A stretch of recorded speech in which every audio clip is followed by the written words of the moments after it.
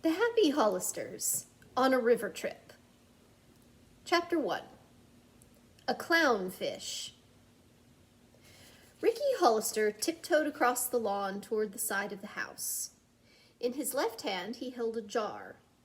In his right hand was the lid, full of holes. Following Ricky was his sister, Holly.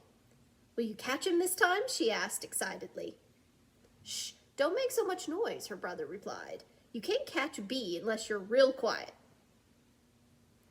The 7-year-old boy kept his blue eyes on a big bumblebee, which had lighted on a leaf of a bush. He moved slowly toward it, like a cat about to spring on a mouse. Then, quickly, he clapped the buzzing bee into the jar and screwed on the lid. "I have him! I have him!" Ricky shouted. He placed his freckled nose close to the jar. "See how he buzzes around in there."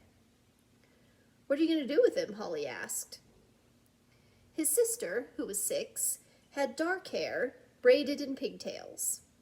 Her brown eyes sparkled, especially when she giggled at funny things her brother said. Ricky had long legs, which were always in motion. His hair, which never stayed combed, was reddish in color. He had a turned-up nose and a jolly grin. In answer to Holly's question, he said, "Oh, I'll watch the bee for a while." He bent over to pull a handful of grass. "Let's make a bed for him." Suddenly, both children looked up as a strange car came into their driveway. "Oh," exclaimed Holly, "it's Patty Eldridge from Crestwood, where we used to live." Ricky set the jar down at the foot of the bush. Then he and Holly raced toward the car to greet Patty and her parents. The Hollisters had not seen them since they'd moved from the town where they used to live. The door of the car was flung open, and blonde-haired Patty, who was Holly's age, hopped out. "Hello," the Hollisters said together. "We surprised you," Patty said, dimpling. "We're driving back from our vacation. I asked Mommy and Daddy to stop and visit you, like you said in your letter, Holly." "I'm so glad you did," Holly replied, hugging her. "What a fine place you have here," Mr. Eldridge said, getting out of the car and glancing about at the big house with its wide lawns and trees. "You're right on the lakefront, too. Do you have a boat?" "Oh, yes, and it's good fishing," Ricky cried. "Want to catch some?" Mr. Eldridge laughed and tousled Ricky's hair. "Not yet, young man," he said with a chuckle. "Mrs. Eldridge and I would like to see your parents first." Pretty, blonde Mrs. Hollister, who had heard the talking, came out to the porch of the big white house to meet the Eldridges. At the same time, 2 other children on bicycles rode into the yard. One was 10-year-old Pam Hollister.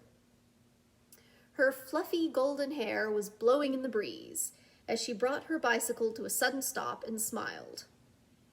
Behind her was 12-year-old Pete. He had blonde hair with a crew cut and friendly blue eyes. "Hello, Mr. and Mrs. Eldridge," he called. "It's nice to see you again. How's everything in Crestwood?" The man shook hands with the boy and said, "Well, the town's still there, but it's not the same since the Happy Hollisters left. And Pete, I believe you've grown an inch since I last saw you." "Pam, too," Mrs. Eldridge said, as she kissed Pam. Suddenly, a little voice piped up behind them. "How about me? Have I grown any?" It was Sue Hollister, the cute, dark-haired 4-year-old baby of the family. Her daddy had told her only the night before that she was growing like a weed. "Why, Sue," Mrs. Eldridge said, picking her up, "you'll soon be as tall as your mother." Everybody laughed as they went into the house. After the girls had shown Patty their big, colorful bedrooms, all the children went outside to play. Pete was about to step into their rowboat, which was tied to the family's dock at the rear of the long lawn at the back of the house, when his mother called him. Pete hurried back to see what she wanted. "I've asked the Eldridges to stay to supper," she said. "We're having fish tonight, but I'm afraid there won't be enough. Since this is Wednesday, the stores are closed, Pete." Then Mrs. Hollister smiled. "Will you do me a favor?" Her son knew immediately what his mother meant. "Catch more fish for you?" he asked. His mother winked. "A couple of nice fat ones. Just the way you did last week." Pete dashed off toward the garage to get his fishing tackle, at the same time calling his brother. "Oh boy," Ricky said when he was asked to help. "Let's go. Should we take the boat or our bikes?" "Bikes. We'll go to that place on the Muskong River near the old dead tree. I think the fish are hanging around out there and we'll have more luck." The boys hopped onto their bicycles and 15 minutes later reached the bank of the Muskong River, which emptied out of beautiful Pine Lake. They baited their hooks and cast the lines into the swift running water. Ricky was the first to get a nibble. "A perch," cried Pete, "and a nice one too." Suddenly there was a hard tug on Pete's pole. "I got something big," he exclaimed, reeling it in. The fish jumped and flopped about in the water, trying to get off the hook. Carefully, Pete played it in and landed the fish on the shore. "A muskong bass," he cried. "I'll bet it weighs 4 pounds." The fish was an odd variety of bass, found only in the Muskong River. It had white circles around its eyes, which had nicknamed it the clownfish. "Hey, look, what's this?" Pete asked. Around the fish's tail was a metal band. On it was stamped Old Mo 122. "A band on a fish's tail," Ricky said. "What for?" "Someone must have put the band on," replied Pete, "but I wonder what it means. Old Mo 122. "Maybe it was stuck on by a man 122 years old," Ricky joked. "Here, let me see if we can get it off." Pete had already taken the hook from the fish's mouth. As Ricky tried to remove the band, the bass gave a tremendous flip-flop out of his hands and slid back into the river. "Get him quick!" Ricky cried. Pete thrust his arm into the water, but too late. The fish had zipped off into the deep river. "Good night," said Pete in disappointment. "Well, we'll just have to catch another one," Ricky sighed. This did not happen at once, but 10 minutes later each boy caught a plump trout, and they decided to go home. As they turned to climb up the bank, they were surprised to see a boy sitting high on the riverbank watching them. He was a thin lad, about 10 years old, with sad brown eyes. His dungarees were tattered, and in one hand he held a basket half filled with vegetables and cookies. "Hi there," Pete called cheerfully. "You going fishing?" Before the boy had time to reply, a roughly dressed man appeared and began to scold him. "Why aren't you selling the vegetables and cookies?" he shouted. "I agreed to keep you if you did some work. Get back to town." The boy mumbled a reply and scrambled to his feet. As the two disappeared down the trail, Ricky said, "What a nasty man." "Yes, wouldn't it be awful to be treated like that?" Pete declared. Then he added, "We'd better hurry home." When the boys arrived at their house, Mrs. Hollister smiled in pleasure. "What a fine catch," she said. It was not long before supper was ready. Mr. Hollister had arrived while Pete and Ricky were fishing. He was a tall, rugged, outdoor type man, with brown, wavy hair and laughing eyes. He had recently taken on the popular trading post in the town of Shoreham. This was a combination hardware, sporting goods, and toy store. During supper, the boys told about the big fish that had gotten away from Pete, and Mr. Hollister began to tease him, as if he thought the bass were only a small one. "But honest, Dad," Pete said, "it was a huge clownfish." "But that band on its tail," Mr. Hollister said, with a wink at Mr. Eldridge. "Are you sure about that?" Both Pete and Ricky said indeed they were sure, and what was more, they intended to find out who had put the band on the fish's tail. "I hope you can," their father said. Suddenly Pam had an idea. "Suppose we use the fish for another stunt to bring more business to the trading post," she said.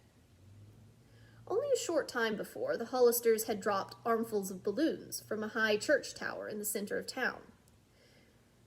Some had contained notices of prizes. The children who found the balloons brought them to the trading post for their prizes. "Another idea?" Mrs. Hollister said, smiling at her daughter. "What is it, Pam?" The girl put down her dessert spoon and said, "If Daddy puts a real large aquarium in the window of his store, maybe he can have a big fish contest." "Hey, that's swell," Pete cried. "I'm going to catch the biggest fish," Ricky declared.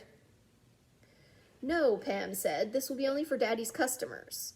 The one who catches the biggest fish in the Muskong River in 2 weeks wins a prize. How about it, Dad?" "Wonderful," Mr. Hollister said. "There's a whopping glass aquarium in the basement of the trading post. We'll use that, and I'll offer a prize of $25 worth of merchandise for the largest fish." All the children became excited as plans were made for the big fish contest. The Eldridges said they were sorry not to be able to stay until the contest would begin. It all sounded like wonderful fun. But they had to go home. They did stay overnight, however, and Patty slept in Holly's bed. Next morning, after the Eldridges drove off, Pete and Ricky began talking about the clownfish that had got away. They were determined to find out more about the strange Old Mo, whose name was on the tag, and went to ask some neighbors about it. When they questioned Mr. Smith, who was working in his garden near the lakefront, the man smiled and said, "Another Old Mo tag. Well, what do you know? I've heard about several of those. In fact, my brother caught a clownfish last year with a tag that said Old Mo 36. "Gee, Old Mo got awful old in 1 year, didn't he?" Ricky said, and the others laughed. "Hasn't anybody solved the mystery, Mr. Smith?" Pete asked. "Not that I know of." "I wish we could find Old Mo," Ricky said. "Maybe he could give us some of those nice fat clownfish." "We'll catch some more ourselves," Pete said, "and put 'em in the aquarium to get people interested in the contest." The boys spoke to their mother and then went back to the Muskong River. This time, Pete caught a big clownfish, but it had no tag on its tail. "He's a beauty, though," he said. "Let's take it to Dad." The boys had brought a bucket with them. Pete put the fish into it and straddled his bike.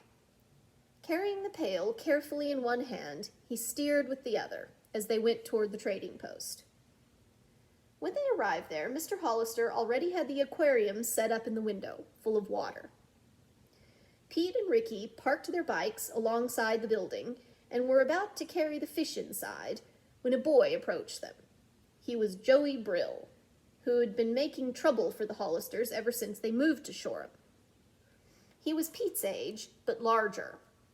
With a sneer, he said, "What do you got in that pail?" "A fish," Pete replied. "Let me see it." "Okay, take a look." Pete set the pail down. Joey looked into it and sneered. "You think that's a big fish? I can catch a bigger one in my goldfish bowl." "Go ahead," Ricky replied. "Nobody's stopping you." He reached down to pick up the pail, but Joey laid a hand on his arm. "Here, let me carry it," he said. "I'm stronger than you are." "You are not stronger than my brother," Ricky said hotly. "Oh no?